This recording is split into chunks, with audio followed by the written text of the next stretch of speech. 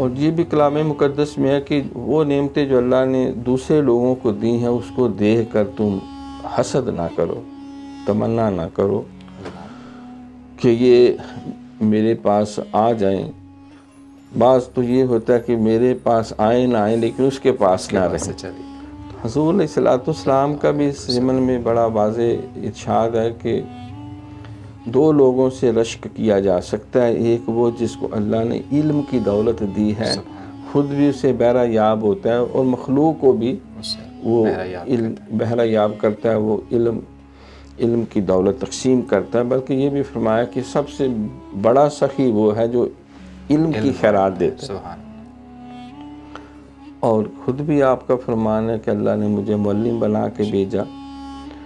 اور دوسرا وہ جس کو اللہ نے مال دیا ہے وہ خود بھی اس سے بہرہ یاب ہوتا ہے، اپنے آل اولاد پہ بھی خرچ کرتا ہے اور اللہ کی مخلوق کو بھی اس میں شامل کرتا ہے اور بانٹتا ہے وہ۔ تو ان دو لوگوں سے رشک کرنا چاہیے۔